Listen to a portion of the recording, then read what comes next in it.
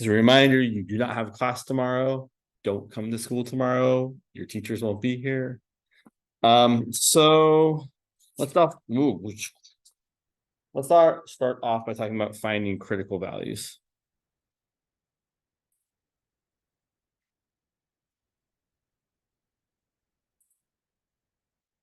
So for example, if your function is equal to x squared minus 2x plus 3, the way we would find a critical value is by finding where the derivative is equal to 0. Now, it's not the whole entire story, but that's where we're going to start.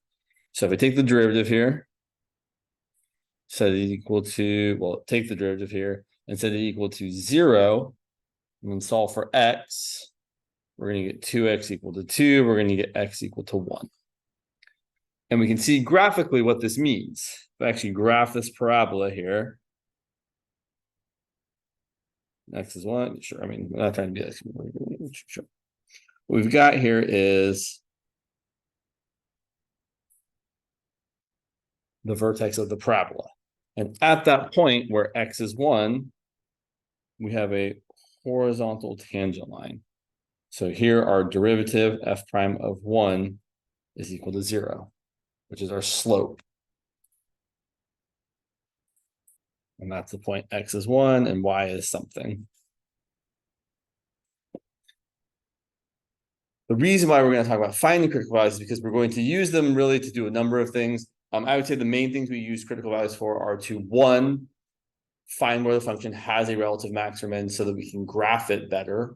And 2, to be able to optimize functions. So that if you're trying to like maximize, say, a revenue or a profit function or minimize the cost function or something. That is also what we use this technique or idea for. And so finding critical values is something we should practice. And I know I have problems here. There we go. It's hard to start.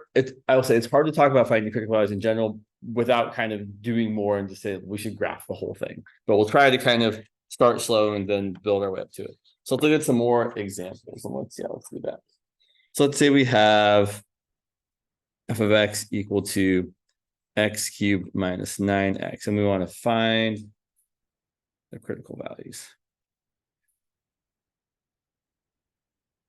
So again, at this point, all we're doing is finding where the derivative is either equal to 0, well, actually just equal to 0. We'll talk about the undefined thing, and then we'll do some examples of that. So our derivative here is 3x squared minus 9. I'm going to set that equal to 0. And typically when you're trying to solve these, if you've just got like in the previous problem where it's like 2x equal to something, you can just solve for x. When it's a higher power of x or other things that don't just have x to the first, usually what you want to do is factor as much as possible. So I'm going to factor out a 3. And really, honestly here, I would actually factor this more. I know x squared minus 3 doesn't factor nicely, but it really does factor without too much effort. We can factor this as x minus the square root of 3 times x plus the square root of 3. This is a perfectly nice way of factoring this. Or if you prefer, if you really, really don't like that, you could take that x squared minus 3, set that equal to 0, and solve for x. X squared equals 3, x equals plus or minus root 3. But you're getting the same thing right here as well. So either way you want to do that, it's good. The reason we like factoring is because later on, when we start doing the sign chart for the first derivative, it's much easier if you have factored the thing as much as possible. So here we're going to have critical values at x equal to root 3 and x equal to negative root 3. Sometimes people say critical value. Sometimes people say critical point. If I say critical point, usually I mean the x and y coordinate, whereas critical value usually is talking about the x value. It's not really a huge difference, but it is a little bit of a difference. It can become more of a big deal, like in 16C, we talk about functions with a couple variables, but here they're kind of interchangeable. Let's go ahead and talk about the other kind of critical values have, like, for example, if you have f of x equal to, let's do that one first, yeah. Let's say we have x to the 2/3. Yeah, x to the 2/3, yeah. Also just even though I can't help, I'm going to graph things. So if I was going to graph this, we'll come back to that. We'll come back to it for a second. If I was going to graph x cubed minus 9x, I would factor it as much as possible first. X times x squared minus 9, x times x minus 3 times x plus 3. So graphing this, I'm going to get intercepts at 0 and 3 and -3. And then I have a critical value at √3 and a critical value at -√3. √3 is between 1 and 2. So I know that between 1 and 2, I'm going to have something that's where the derivative is 0. And this is looking something like this. Now, how did I know it went that way instead of like the other way? Well, I knew that it was a cubic polynomial and the leading coefficient was positive, which means it's going up over here and down over here. But really what I should have done, and I'm trying to like talk around this point, but we should just start talking about it. What we really should have done here is we should have made the sign chart for the first derivative. So if I look at the first derivative critical value, or I should say the critical values where I set the first derivative equal to 0, and I put those on a sign chart, I can see that, okay, well, if I pick a number bigger than √3, like 4, and plug it into my first derivative, 3 times 4 minus √3 times 4 plus √3 is positive. My first derivative is positive. And then if I plug in something between -√3 and 3, like 0, 3 times 0 minus √3 is negative, times 0 plus √3 is positive. Overall is negative. And then over here, the left of -√3, like -2, -2 minus √3 is negative, -2 plus √3 is also negative, negative times negative is positive. What that means for our function is that if our derivative is positive, our function is increasing. If our derivative is negative, our function is decreasing. If our derivative is positive, our function is increasing. So that's how I know what the shape of this actually looks like. From -infinity up to -√3, I have an increasing function. And then at -√3, a horizontal tangent line. And then from -√3 to √3, the function is decreasing. And then at positive √3, again, a horizontal tangent line. And then from √3 onward, the function is increasing. We'll hold off. I'm trying to say all the things at once here, but let's go slow. So let's look at this function for a second. If I take the derivative and to find the critical values, my derivative here is going to be 2/3 x to the -1/3. And I want to be very specific here. If I set this equal to 0, there are no solutions.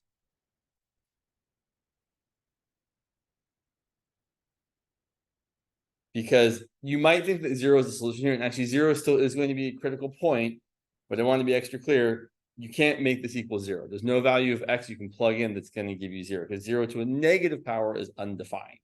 But usually the thing you think is going to give you 0 accidentally is going to be something you include anyway, because it's still going to make it undefined.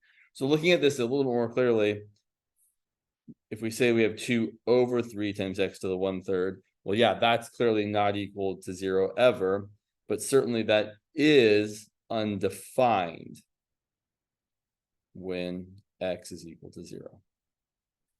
So x equal to 0 is still a critical point. Oh yeah, we need to talk about that too. Sorry, there's so many things to talk about. Okay, so x equals 0 is a critical point. And I will point out that, well, in fact, let's go ahead and make the little sign chart here. So I make my sign chart for my first derivative. You only ever want to include critical points on your first derivative sign chart. You don't want to include extra points like 0, like over here. I didn't include 0 over here because it wasn't a critical point. I'm only putting 0 here. To the right of 0, if I plug in something positive like 1, 2/3 times 1 to the 1/3 is positive. If I pick something negative, we have to be careful. Negative number to the 1/3 power is still negative. A cube root of a negative is negative. So it's going to be negative. So my function is decreasing, increasing. Here's what the function kind of looks like. I call this the bird function because it kind of looks like the bird. Wow, that's not my best ever. It kind of looks like, you know how like you might have drawn a bird when you were a young person or an adult who can't draw? It kind of looks like that. And importantly, it definitely does have a well, what we're going to start calling a relative minimum there, right? That point is lower than everything next to it. And the derivative there is undefined. So we call that point a cusp. And we don't have a horizontal tangent line there, right? There isn't. In fact, what's really actually happening here is the tangent lines are getting very negative. So slightly negative tangent line, slightly negative slope, more negative, more negative, more negative. The tangent line slopes get super duper negative this way, and then super duper positive the other way. So we have very, very positive slopes that way. So when that kind of thing happens, when you have really, really negative slopes one way, really, really positive slopes the other way, you have a cusp, or it's pointy. The other kind of typical example of a function where the derivative is not defined that we use a lot is f of x equal to the absolute value of x, which is really kind of hard to take the derivative, actually. So if you want to write this out, you can say, well, this is equal to x when x is greater than or equal to 0, and negative x when x is less than 0. And then the derivative here is equal to 1 when x is greater than 0, not including 0, and negative 1 when x is less than 0. So our function looks like this. And we can see here, just like in the other one, in the previous example, that at that point 0, which is a critical value, right? X equal to 0 is a critical value because f prime of 0 is undefined. Here we have a corner, and just like a cusp, a corner is a place where the derivative is undefined, the slope of the tangent line doesn't exist, the graph is pointy. That's really what you should think. Like, there's one other example we'll talk about where the derivative is undefined, but most of the time, if a function isn't differentiable somewhere, it means the graph is pointy. You have a sharp corner or a cusp. Yeah. So x equals 0 is also the relative minimum. Yes. So I would point out here that, well, I would say, so there's a couple ways, there's some language here that we'll talk about. So let's say right here, you can say either the point 0, 0 is a relative minimum. Specifically, we have a relative minimum at x equals 0 with a value of y equals 0. So when someone asks, what is the minimum? That's the y value. When they ask, where is the minimum? That's the x value. I would also mention here, this point is also a global minimum or an absolute minimum. This is the smallest y value of all the possible y values of the entire function. So I know we haven't talked about that yet either, but we'll just say it right now. It's also a global minimum. Oh yeah, there was one other example of a function not having a defined derivative. Well, one other kind of example. If we have the function f of x equal to the cube root of x. So our derivative is equal to 1/3 x to the negative 2/3, which is 1 over 3 x to the 2/3. And just like with the x to the positive 2, with the x to the 2/3 example, this derivative is undefined at 0. Right? If you plug in 0, f prime of 0, you get division by 0.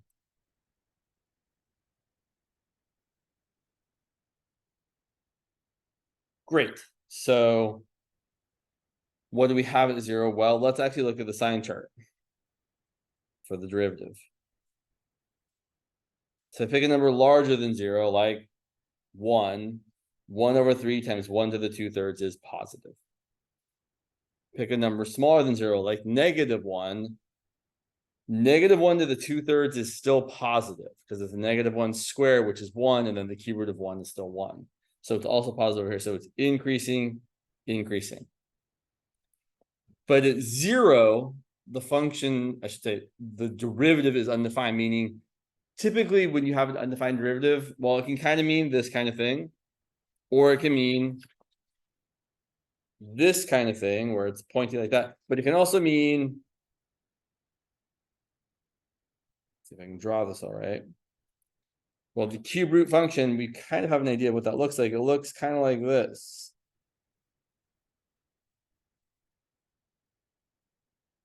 What we have here is not a pointy graph, right? If you looked at this and weren't being super observant, you might say, oh, that graph looks pretty smooth. It looks like it's differentiable everywhere, but it's not. It's not differentiable at zero because at zero, we have a vertical tangent line. And what's the slope of a vertical line? It's undefined. So here we also have a place where the derivative doesn't exist. It's a little bit, it still looks nicer than the other functions because you don't have a pointy point, but still critical point at zero. We don't have a relative max or relative min though, because the function is increasing here and increasing after it. All right, we should write down a couple. Let me look at my notes here. Yeah, sure. Let's write down a few definitions just so we can be kind of on the same page. So a few things to say here. We say that, sort of definition. F of x has a critical value at C if either f prime of C equals 0 or f prime of C is undefined.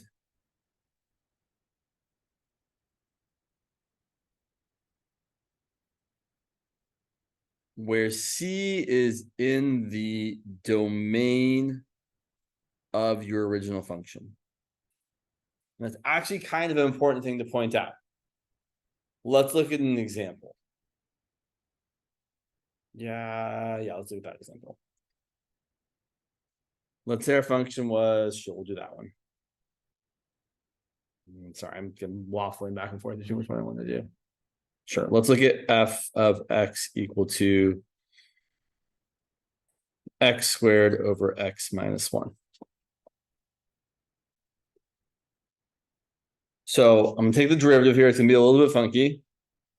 The derivative is going to be the bottom times the derivative of the top minus the top times the derivative of the bottom all over the denominator squared. And now, so we've gotten to the point of class where now we can't just leave our derivative unsimplified. So we're trying to find where this thing's equal to 0. We're only going to be able to do if we simplify this as much as possible. So let's simplify this. Let's see, I'm going to distribute the 2x. I've got a 2x squared minus 2x minus x squared. You should not multiply at the bottom. You should just leave it as x minus 1 squared.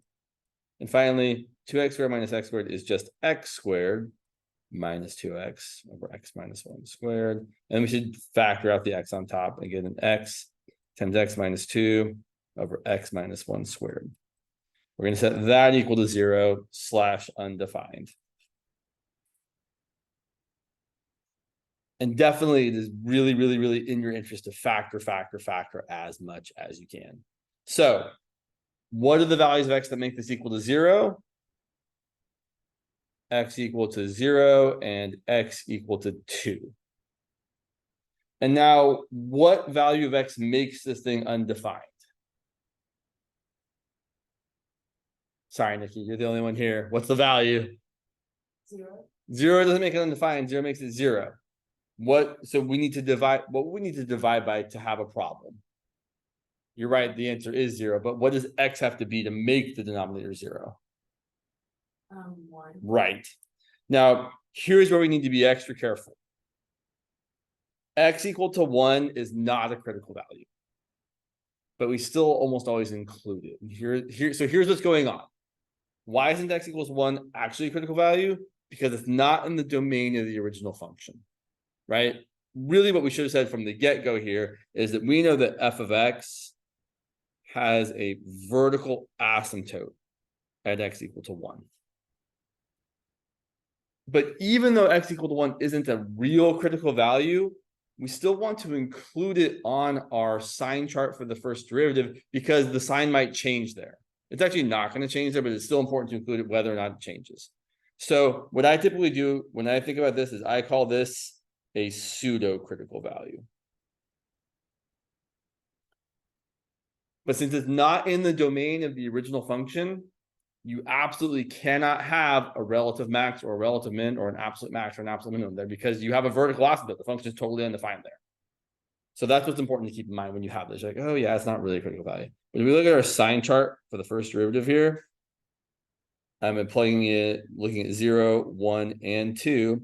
Now here's the thing I want you all to get used to doing. This is why factoring this as much as possible is really good. Pick a number larger than 2. Okay, 3. 3 is positive, 3 minus 2 is positive, 3 minus 1 squared is positive. So the whole thing is positive. And then instead of doing that same process 3 more times, we're going to do the thing where we look at where the 2 came from.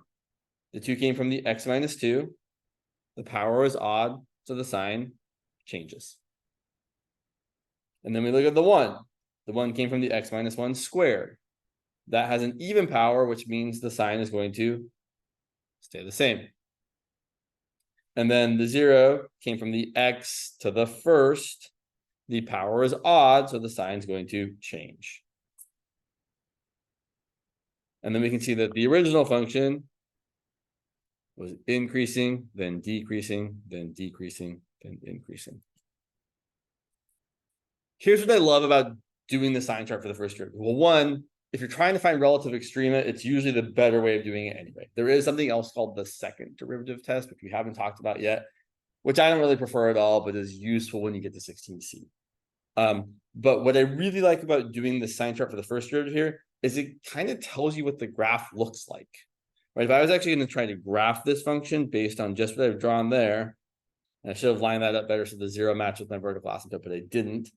I know I have, oh, sorry, with my y-axis, sorry. But here's my vertical asymptote at x equals 1.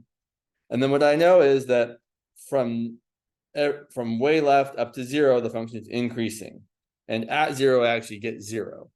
So from the left, the function's increasing.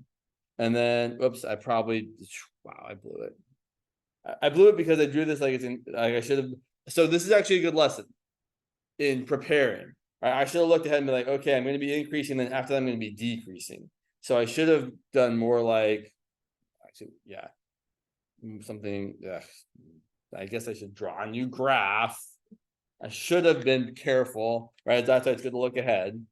But I should have done something more like, okay, let's actually compare here. If I had done this, let's actually line this up right here, just so we can have more fun. So I should have said, okay, well, up to 0, and if I plug in 0, I do get 0. The function is going to be increasing, but then I'm going to have to turn around and be decreasing from 0 to positive 1. And at 1, I do have a vertical asymptote. And then on the right side of 1, I'm also decreasing. So I can't be down here if I have to be decreasing. I have to be way up here. So that then I'm getting smaller and smaller and smaller and smaller and smaller until I get to x equal to 2. If I plug in 2, 2 squared is 4, 2 minus 1 is 1, 4 over 1 is 1. 4 over 1 is 4. And then when I get to that point there, 2 comma 4, then after 2, the graph is increasing again. So we're going up, up, up, like that. So that's kind of how you can use the sign chart for the first derivative to really help you graph it. And we'll talk more about that as we go along. And also the second derivative is helpful as well. Because if we had done the second derivative stuff, we would have seen some concavity things here. But yeah, it's really kind of a nice feature of doing the sign chart for the first derivative. All right, there was something else I wanted to say. No, I guess not. Oh, I know what it was. So let's actually write down what the first derivative test is, even though we've already used it a few times. So what's the first derivative test? I should say the first derivative test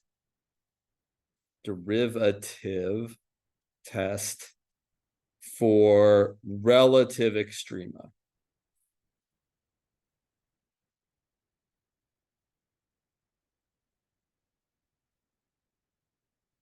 It's really easiest to just think of it using a picture, but I'll write out some words first. So basically we say that, how do I want to say this? For a critical value C of our function f of x, we say that f of c is and here's where we'll go two different ways. So is a 1 relative maximum if, well, to be a relative maximum, you have to be bigger than the stuff right around you. Meaning the stuff to your left should be smaller than you, and the stuff to your right should be smaller than you. So to the left, the function should have been increasing, and to the right, the function needs to be decreasing. So the words here are annoying. So basically, if f prime of x is negative for x larger than c, and if f prime of x is positive for x less than c. It's much easier just to draw a little picture for this.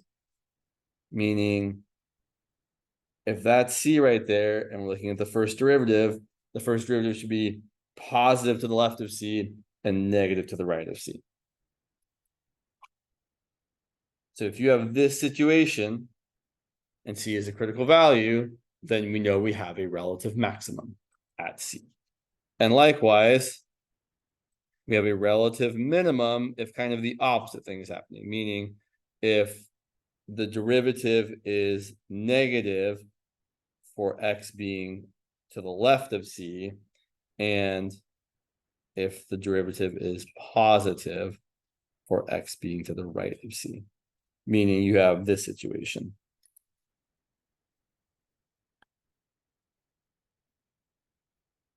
And I really like drawing the arrows here because it really kind of shows you, oh yeah, if it's positive or negative, then the function is going up and then it's going down. So clearly we're going to the relative max. On the other hand, going down then up, you have a relative min.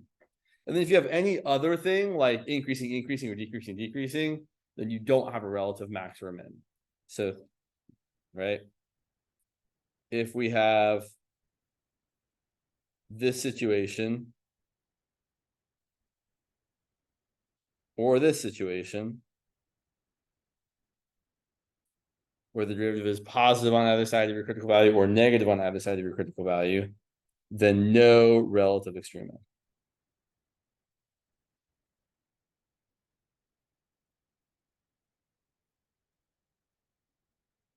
But honestly, you should just keep in mind the picture. The picture tells the whole story here. Yeah. So that's the first derivative test. That's how we find relative maxima, relative minima. So let's look at a couple examples.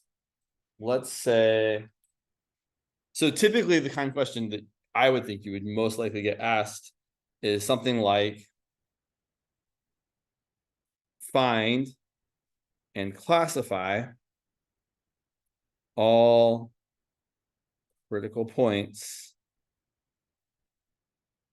of f of x equal to 1/4 x to the 4th minus x cubed. So the first step is to find them.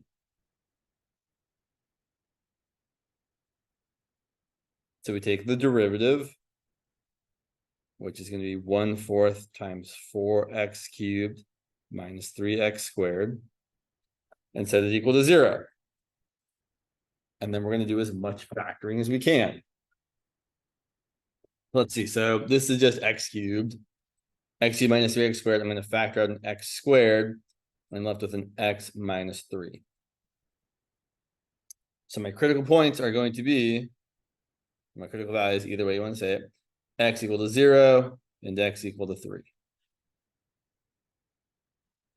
And then we're going to, oh yeah, question. You can just say words, Nikki. You're like, no one else. I mean, Yeah, I was just forgetting what you just said. X minus 3 equals 0. right. So I'm not showing that work, but you're totally right. What we're really doing in each step is we're setting x squared equal to 0 and getting x equal to 0, and setting x minus 3 equal to 0 and getting x equal to 3. Okay. It's totally fine to show that work. I often skip it because it's usually fairly straightforward. After that, we're going to classify them by putting them on the number line. So we're going to have our number line with all of our critical points, critical values. And then I always like to start as far right as possible, but you can really start wherever you want. If I pick a number larger than 3, like 5, and plug it in, 5 towards is positive, 5 minus 3 is positive, and the product of two positive numbers is positive.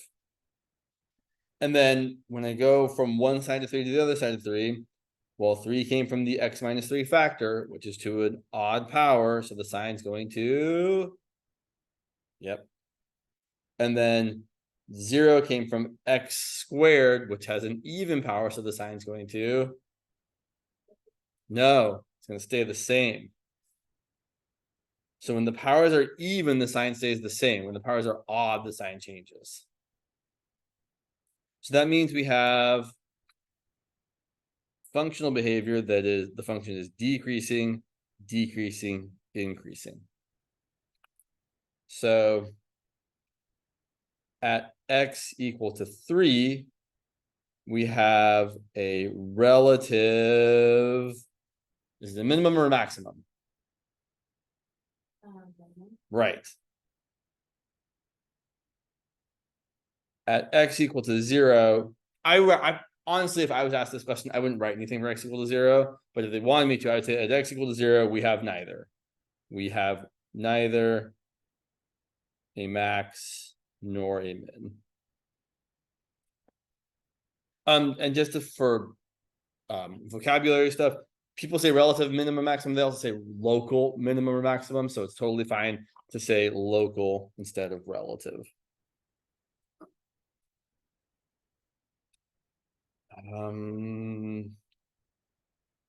So the graph of this would kind of look like the following.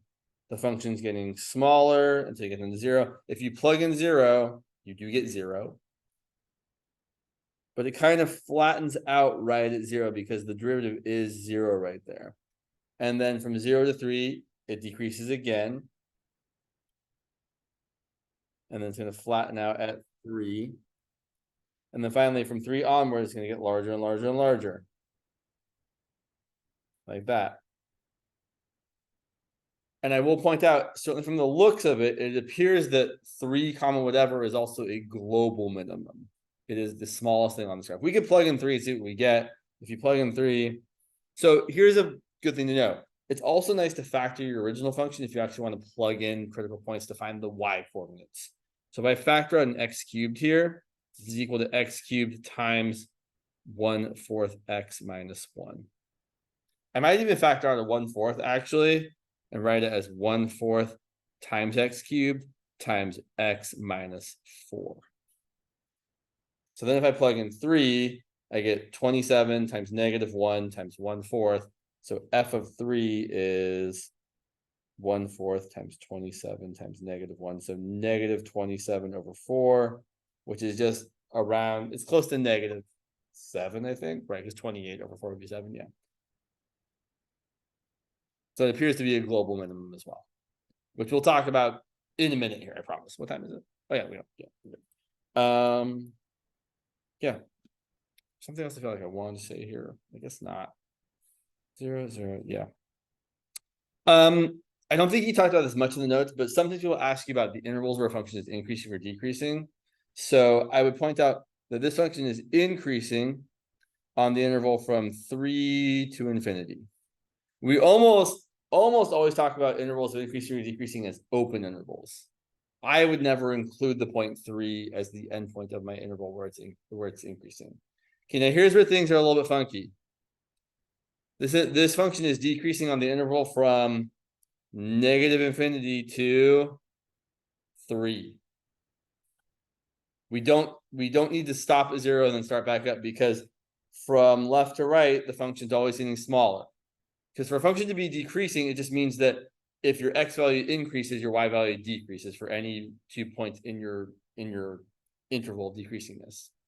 On the other hand, just to go back for a second. Yeah.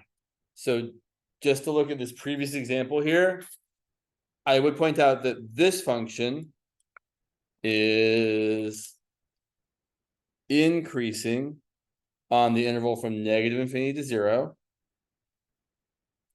union 2 to infinity. And this function is decreasing on the interval from 0 to 1, union 1 to 2. I can't include the 1 here because the function isn't even defined at 1. Whereas in this other, right, and look at the graph, right? It's clearly decreasing from 0 to 1, and then we stop at 1 until it's then from 1 to 2. But certainly it's not decreasing all the way from 0 to 2 because, right, it's decreasing and then it gets bigger, and then, right, so we can't do that. So that's why, again, it's important to kind of distinguish between these real critical values where the function is defined and these pseudo critical values where you have a vertical asymptote typically. It's not a huge deal if you write it slightly wrong, but it's just something to be aware of. So you go somewhere. I'll find out where you go later. So finding and classifying critical values is not too terrible. Let's go ahead and do, sure, let's look at one more example of that, and then we'll talk about global extrema for a little bit. Yeah, let's say we want to not make it too terrible. Yeah, let's go ahead and look at this one. Sorry, I have to think for a second here. Sorry, there's something I want us to see. I want to make sure we get it. Yeah, let's do that. Let's look at f of x equal to 2x minus 2 over x plus 1 squared. This might turn out to be kind of gross, such is life. If I were looking at this problem, I would first off, right after that, say, I know that x equals -1 is a place where the function is undefined. So x equals -1, I'm never going to have any sort of relative max, relative min. It's going to have a vertical asymptote. So make a note of that. Vertical asymptote at x equals -1. Great. Now we can go along our merry way and find all the things. So let's find the critical values. All right, got you. Ooh, this is going to be a little bit. This will be a little bit tough. Okay, so it's going to be the bottom times the derivative of the top, which is 2, minus the top, which is 2x minus 2, times the derivative of the bottom, where we kind of have to use the chain rule. The derivative of some stuff squared is 2 times our stuff to the first power, and then times the derivative of the stuff, but the derivative of the stuff is just 1, so we don't really need to write anything there. And then divided by the denominator squared. So x plus 1 squared is x plus 1 to the 4th. Here's something that always happens when your quotient already has a denominator that's raised to a higher power. I know from experience that if I simplify this as much as possible, at the end of the day, my derivative, the power should be on the bottom, should be x plus 1 to the 3rd, which is not yet. Basically, every time you take a derivative, the power increases by 1 on the bottom after you've done all the simplifying you can. So just as a fun fact, if we simplify this and get something over x plus 1 to the 3rd, if we take the derivative again, you'd start off with x plus 1 to the 6th on the denominator, and then after simplifying, you get it down to x plus 1 to the 4th. Let's see the work here. So I'm going to factor out an x plus 1 from each of these. In fact, I'm going to factor out a 2x plus 1 because I got a 2 as well. So factor out a 2 times x plus 1. From this first piece, I'm left with just an x plus 1. From the second piece, I'm left with a 2x minus 2. And then on the bottom, I still have an x plus 1 to the 4th. But now, as promised, I can cancel an x plus 1, and I'm left with an x plus 1 cubed on the bottom. And that kind of thing always happens with quotients like this. Do you see what I'm saying now? So if I did this again, I would have an x plus 1 to the 6th on the bottom, but on top I could factor out an x plus 1 squared, and then the x plus 1 squared and x plus 1 to the 6th would cancel, give me an x plus 1 to the 4th. Always happens. So simplifying this, I've got 2x minus 2x on the inside there is a negative x, and 1 minus minus 2 is a positive 3 over x plus 1 to the 3rd. And if I set that equal to 0, my critical value is going to be x equal to positive 3, which you could get by setting negative x plus 3 equal to 0. I get lazy and I don't write it. But yeah, we get x equal to 3. And then our pseudo critical value, which we're also going to include on our sign chart because it is important, is x equal to -1.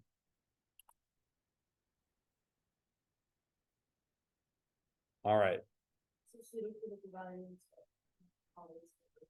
Typically, yes. There can be other things that are also pseudocritical values, but for the most part, they come from being vertical asymptotes. And again, what makes them a pseudocritical value is that they're still giving you the derivative either being 0 or being undefined, but that point wasn't in the domain of the original function.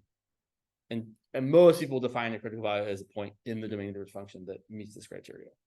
But I really don't want to draw my sign chart without that point there, because without that point, things like, so in fact, let me show you what happens here. So if I didn't include that -1 for a second, although we're going to include it, so leave yourself room to include it. If I pick something bigger than 3, like 4, and I plugged it in, the top is negative, the bottom is positive, so it's negative over here. And then if I pick something less than 3, well, if I'm not careful, things aren't going to work out right. Because if I pick something like really close to 3, like 2, -2 plus 3 is positive. The bottom is positive, so the whole thing will be positive. But on the other hand, if I went too far, like if I went over to -2, the top is still positive, but now the bottom is negative. That's problematic. I shouldn't be able to pick 2 different spots that give me 2 different values unless I should have included that -1 in the first place. So picking, oh, and I should have done the other thing, but fine. Picking 2 gives me gives me positive over positive, which I should have just said the 3 came from this factor. That factor has an odd power, so the sign's going to change.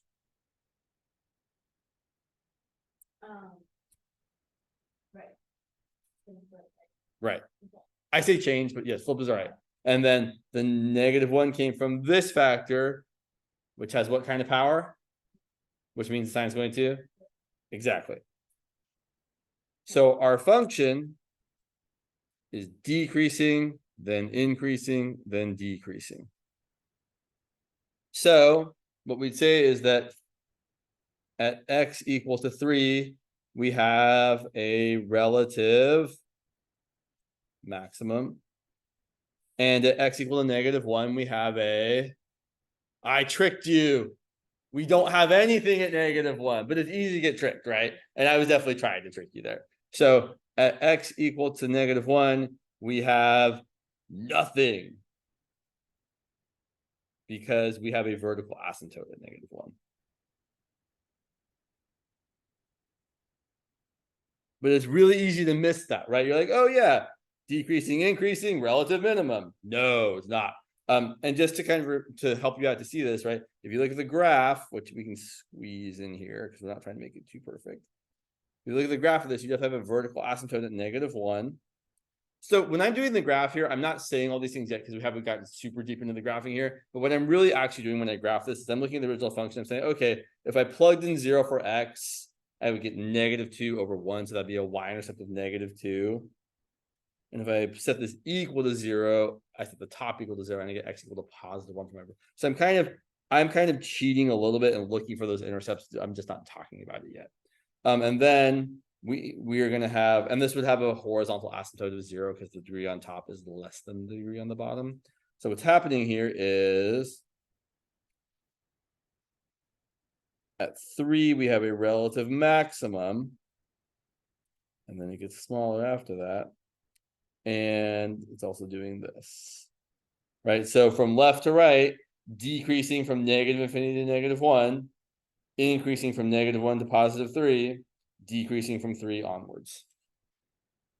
How do I know it doesn't like decrease like this? Like way down like that.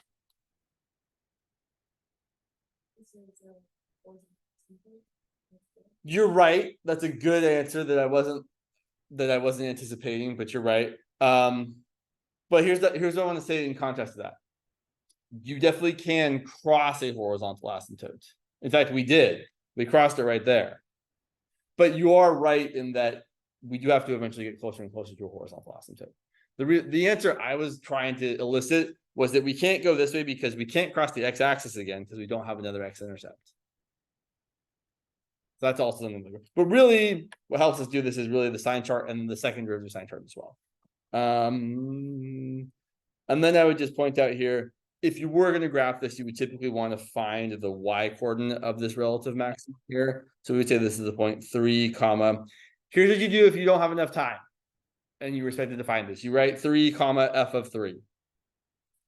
That I mean, it's not the best ever, but it's not nothing. So if you're trying to graph something on a test and you're supposed to find the x and y values of your relative extrema or your global, and you can't, or it's really hard, write f of 3 or f of whatever your critical value is. And then if you find it, 2 times 3 is 6, 6 minus 2 is 4, and then the bottom 3 plus 1 is 4, 4 squared. You have 4 over 4 squared, which is 1/4. That's what it would be. Your graph does not have to look like it's to scale. Mine never do. All right, let's talk about global or absolute extrema for a bit. I will point out that the process of finding global or absolute extrema is really kind of different. Well, the first step is kind of the same, but the classifying is very different. So global, also called absolute extrema.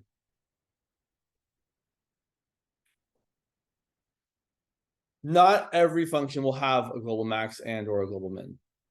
Some functions have none. For example, f of x equal to 1 over x does not have any.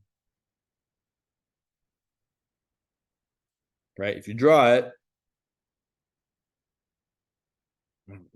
always this smearing. Right? That function has no biggest value. It gets bigger and bigger and bigger forever and ever and ever. And we cannot and will not say that infinity is a global maximum value. That's not a number. That's just a direction. So this one has neither a global max nor a global. But if you took this function and restricted the domain to some closed interval where the function was continuous, then you would be guaranteed a global maximum. Here's what I mean. So let's change it up. Let's say our function is f of x equal to 1 over x, but now we're going to live on the interval from, say, x equals 1/2 to 7. So I'm just going to draw that portion of the function. So, here's 1/2, here's 7. So I plug in 1/2, 1 over 1/2 is 2. And if I plug in 7, 1 over 7 is 1 over 7. So on this interval, the function looks kind of like this. And you can see with your eyes that the global maximum is that left-hand point there. And the global minimum is that right-hand point there. So here's what I would say. This function has a global maximum. The easiest way to write this answer is just to list the whole point. The global maximum at 1/2 comma 2. It's at 1/2 with a value of 2. So you can say the global maximum value is 2. You can say the global maximum occurs at x equals 1/2. Similarly, this has a global minimum at 7 comma 1/7. The minimum occurs at x equal to 1/7, has a value of, at x equal to 7 with a value of y equal to 1/7.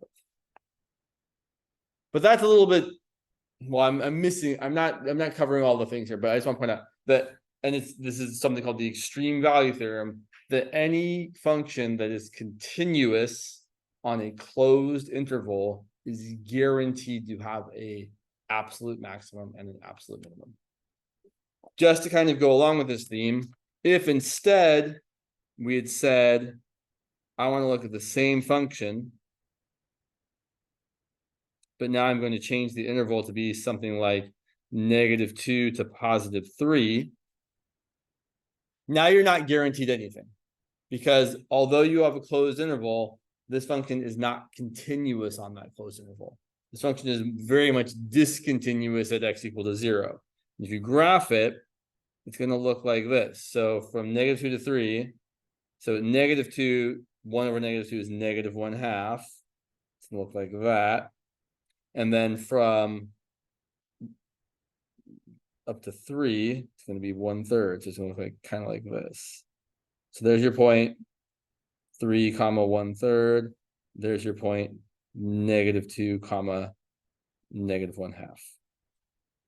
And this definitely does not have a global max or a global min, right? It gets infinitely large, it gets negatively infinitely large.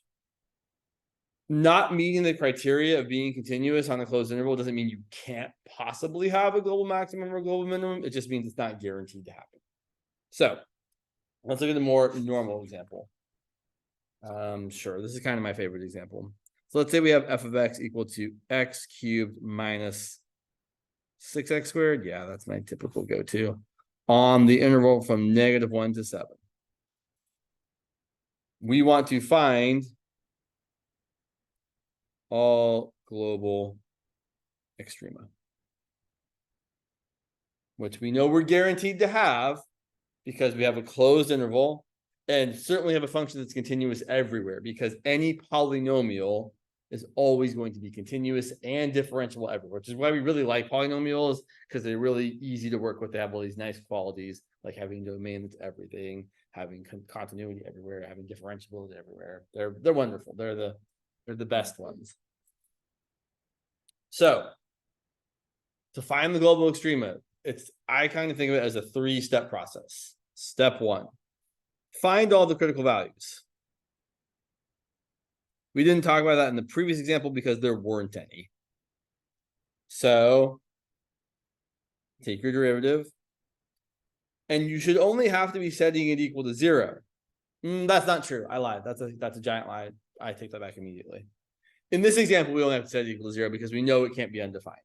But there are functions that are defined everywhere whose derivatives are not defined everywhere. So I should not say that. And so if we take this as equal to 0, if I factor out an x, and the 3x actually, I got 3x times x minus 4, so that's equal to 0, I'm going to get x equal to 0, or x minus 4 equal to 0. So my critical values here are x equal to 0 and x equal to 4. Don't plug them into the number. We're not doing a number line thing here. It's not the way to go for absolute extrema.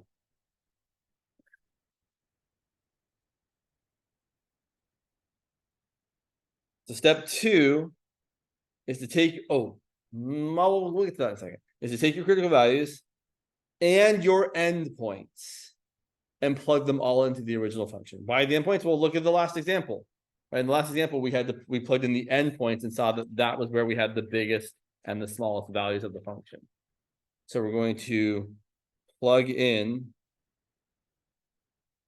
all critical values and endpoints, not to the derivative, to the original function, to original f of x.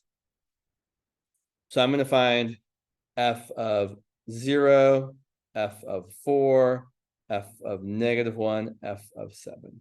And here is where I will emphasize again, it's really in your interest to have factored f of x because it makes it easier. I don't want to plug in 7 and have to figure out what 7 cubed minus 6 times 7 squared is. It's much easier to think of f of x as x squared times x minus 6. Oh yeah, I can definitely calculate 7 squared times 7 minus 6. That's totally doable. So usually it's going to be easier to calculate these things by hand if you factor that as much as possible. If you've got a calculator, then okay, whatever. But like if you don't have a calculator, then factoring this is really useful. So let's do it. So plugging in 0, I get 0 squared times 0 minus 6, which is not surprisingly 0. Plugging in 4, I get 4 squared times 4 minus 6, which is 16 times -2, which is -32. Plugging in -1, I get -1 squared times -1 minus 6, which is 1 times -7, which is -7. Finally, plugging in 7, I get 7 squared times 7 minus 6, which is 49 times 1, which is just 49. And then step 3 is literally just be like, okay, which of those numbers is the biggest and which of those numbers is the smallest? So we have a global maximum at 7, 49. We have a global minimum at 4, -32. But it's really, and so you can't have more than one global max or global min, right? If there's multiple points that give you the same biggest y value, then those all count as global maxima. If there are multiple points that give you the same smallest y value, those all count as global minima. A good example of that is something like the sine function or the cosine function. Both sine and cosine have an infinite number of global maxima and global minima. It's kind of interesting. Oh yeah, cool. Questions about that before we do another one? I've got, so let's look at another example. Do I have one set up here? Or do I have to think of this off?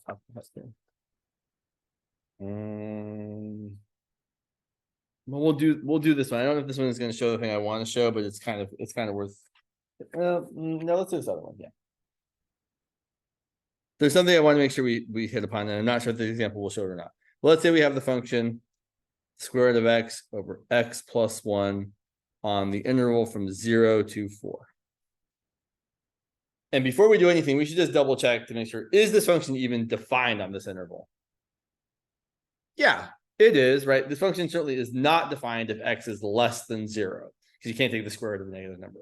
It's also not defined at -1, but it already wouldn't be there, so we don't really think about that. So yes, this function is defined, and it is continuous, although knowing that's a little bit more of just the fact that we have, when you kind of combine functions that are already continuous, they're continuous. So like, I know the square root x function is continuous. I know x plus 1 is continuous. And if you take the quotient of two continuous functions, as long as there's not a place where it's undefined, then it's still continuous, which I know it's kind of a little bit much. Okay, let's find the critical values. So we're going to take f prime of x. I would definitely be thinking of the square root of x as x to the 1/2. So we're going to do the bottom times the derivative of the top, which is 1/2 x to the -1/2, minus the top times the derivative of the bottom, which is 1, all divided by the denominator squared. And that looks kind of gross. And this is where our factoring skills actually become super duper important. So I would factor out an x to the smaller power. So let me just point out here. I know we've done it a few times, but just so everyone's cool with it, if I were factoring something like x to the 5th minus 4x squared, how much x can I factor out from each of those two things? Right, the smaller power. And so what you're doing when you factor that is really you're subtracting that power away, right? 5 minus 2 is 3. 2 minus 2 is 0. So you're left with a minus 4 times x to the 0, which is just 1, which I'm not going to write. That's the idea. Same deal here. If I factor out an x to the -1/2, so here I'm left with an x plus 1 times 1/2. I don't have any x to the -1/2 left because -1/2 minus -1/2 is 0. Minus, okay, x to the 1/2 divided by x to the -1/2, or 1/2 minus -1/2 is just 1. That always feels a little weird to me. So when I do that, I usually think about, okay, if I did multiply this part back through, well, that times that would just give me my first term here. And then x to the -1/2 times x to the first, I would add those powers together, and -1/2 plus 1 would get me back my x to the +1/2. So that checks out for me. I'm like, okay, good. Yeah, I probably would have factored out a 1/2 as well. So I'm going to make this a little bit nicer. I'm also going to pull out a 1/2. When I'm dividing out a 1/2, it's the same as multiplying by 2. So I'm really multiplying everything in here by 2. If I multiply this by 2, I get x plus 1 because the 2 times 1/2 makes the 1/2 go away. If I multiply this by 2, I'm going to get 2x. Again, if that feels kind of wonky, you can always do a check and ask yourself, okay, if you distributed this 1/2 back through, oh yeah, I have 1/2 times x plus 1, and I'd have 1/2 times minus 2x would give you the minus x. So it does work back. It's good to think about, like when I'm factoring stuff that I'm not sure if I've done it right, it's nice to think about if you multiplied it back through, would you get back to where you should be? Okay, this is looking pretty gross. I'm going to do two things here. I'm going to put the 2 and the x, so the 2 can come down to the denominator. the x to the 1/2 would come down to the denominator as x to the positive 1/2.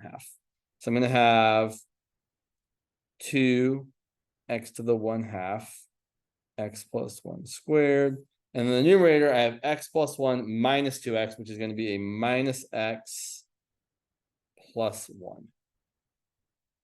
All right, there's our derivative, simplified. I could do one more thing. Let's make it a minus x minus 1 over 2x to the 1/2 times x plus 1 squared. And now we're going to set this equal to being 0 or undefined. So what value of x will, actually I shouldn't ask. So when you're trying to set this equal to 0, when you're trying to set a fraction equal to 0, which part do we set equal to 0?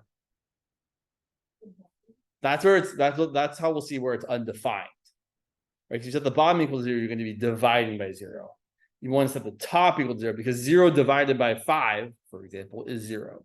So to see where it's equal to 0, you set the top equal to 0. To see where it's undefined, you set the bottom equal to 0. Saying the top equals 0 is going to give us x equal to 1.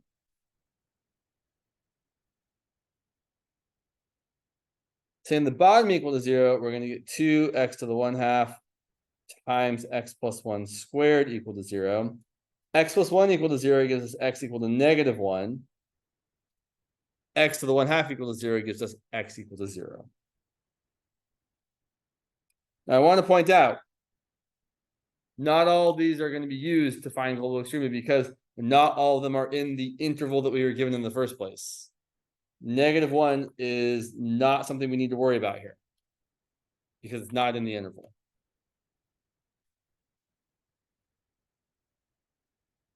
So now we do the thing. We plug all of our critical points and our endpoints into the original function. So I'm going to look at f of 0, f of 1, and f of 4. And yes, it's fine that 0 is both an endpoint and a critical point. That's totally typical. So if I plug in 0, I get 0 over 1, which is 0.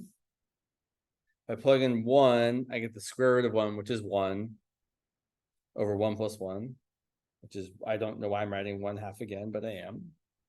If I plug in 4, I get the square root of 4 over 4 plus 1, which is 2 over 5. Which of those is the smallest? Definitely 0. Which is the biggest? Oh, good question. What's bigger, 1/2 or 2/5? Yeah. And if you weren't sure, you can get a common denominator, right? You can multiply this by 5 over 5. 1/2 times 5 over 5 is 5 over 10. And you multiply this by 2 over 2. 2/5 times 2 over 2 is 4 over 10. Or you can write them both as decimals or whatever it takes for you to see which one's bigger. So 5 over 10 is the biggest. So we have a relative minimum at 0, 0. Sorry, not a relative. Holy smokes. We have a global minimum at 0, 0. We have a global maximum at 1, 1/2.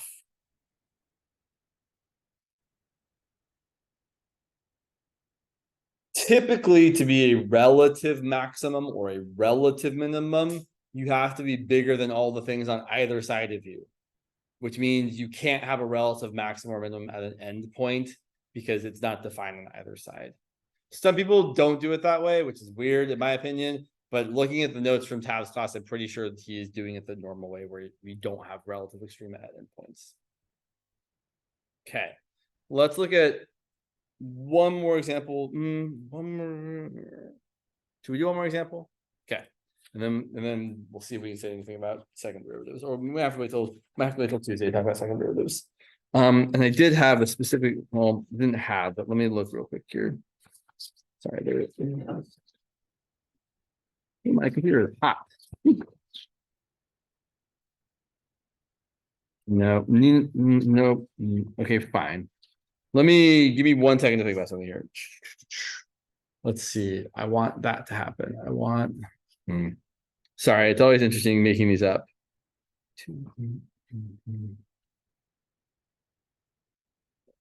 Sorry. Sure, let's make it fun. Let's make that a plus, let's make that a minus. Plus X. 1 second.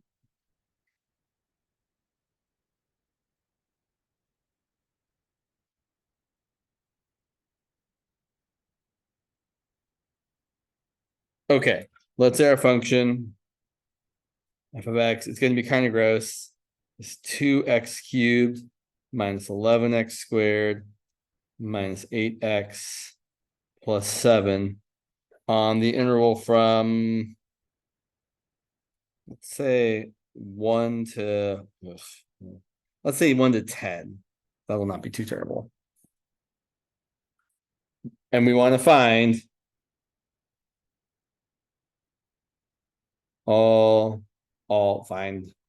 find the global extrema. And if we have time, then maybe we'll talk about relative as well. Usual process here, right? We're doing the typical thing. So we're taking the derivative. So our derivative is going to be 6x squared minus 22x minus 8 equal to 0. And personally, I see a quadratic equation. I would prefer that it factored if possible. Like I don't know what factors. Well, that's not true. I do know what factors, but I would like it to factor generally. So I'm always going to look to see if I can make it factor. Sometimes that's easier said than done. If I'm going to try and factor this, the first thing I should do is factor out the greatest common factor, which is 2. So I'll tell you this is 2 times 3x squared minus 11x minus 4 equal to 0. And there are many ways of factoring a quadratic equation like this. There's my favorite, which is the guess and check method. There's also other weird things where you like multiply a times c and then trying to make things. I don't know. I'm not good at it. I would just be like, okay, well, I know I have limited options here. I have to multiply 3x squared. There's really only one way of doing that. 3x and x. I need to multiply to -4. Okay, there's a couple ways of doing that. Either, well, I mean, there's 1 and 4, or there's 2 and 2. Technically, you could have 1 and -4, or positive, or -1 and +4, or 2 and -2. I know how it factors. So I know I'm thinking if I had a 4 here and a 1 here, 4 times 3x is 12x. 1 times x is 1x. So if I had a -4 to get a -12x and a +1 to get a +1x, that'll work out. But really, I mean, it just kind of is whatever works for you, works for you. So then solving this, if I set x minus 4 equal to 0, I get x equal to 4. If I set 3x plus 1 equal to 0, I get x equal to -1/3. I'm going to plug this all into the original equation. So I'm going to do f of 4, f of -1/3, and then of course the endpoint as well. F of 1 and f of 10. All right, Nikki, I want you to tell me which of these do I actually not have to check?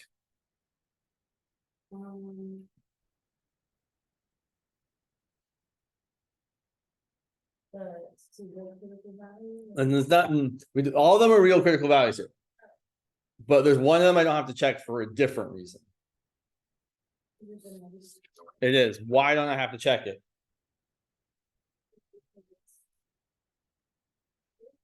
Well, yes, but more specifically, it's because -1/3 is not in the interval. Right? So the thing is, you want to find all the critical values when you're doing this global extrema thing, but then you only have to check the ones that are actually in the interval that they said in the first place, which is often a trick people, it's not a trick, but it's often the kind of problem that comes up on an exam where they'll give you an interval, you'll have a critical value that doesn't occur in it, and if you check that one, it ends up being like a max or a min. So you have to be careful. Now for the terrible part, plugging in these numbers into this terrible equation I made up. So let's see, if I plug in 4, I get 2 times 4 cubed minus 11 times 4 squared minus 8 times 4 plus 7. We'll come back to that in a minute. Plugging in 1 is much easier. You get 2 minus 11 minus 8 plus 7, which is going to be, let's see, negative 11 minus 8 is negative 19. 2 plus 7 is 9. 9 minus 19 is negative 10. And then plugging in 10 is also actually relatively easy because 10 to a power is just 100 or 1,000 or whatever. So 10 cubed is 1,000. So I've got 2,000. 10 squared is 100. So 11 times 100 is 1,100. And then minus 8 times 10 plus 7. 2,000 minus 1,100 is 900. 900 minus 80 is 820 plus 7. Cool. All right, and then I guess I gotta check this one here. 2 times 64 is 128. 11 times 16 sounds like it might be hard, but it's not. What's 10 times 16? It's in here. 160. And then so that's 10 16s. If I want 11 16s, I just add another 16. So 10 times 16 is 160, and then one more 16 gives me 176. So minus 176, minus 32. Darn it, and I think this one is going to be the smaller than negative 10, so I actually have to find it. I was hoping it was going to be bigger. So let's see. Minus 176 minus 32 is going to be minus 208. 128 plus 120 plus 7 is 135. So I have 135 minus 208. That's going to be 65 plus 8, negative 73. Ugh. You should use a calculator for this if you can. So we have a global maximum at 10, 827. Global minimum at 4, negative 73. Again, as far as the vocabulary here, if someone so depending on how they ask the question, you might give a different answer. If they said, where is the global maximum? We would say, oh, it's at x equals 10. If they said, what is the global maximum? We would say, oh, it's 827. So the where is the x, the what is the y. And we should stop because it's exactly 10:20.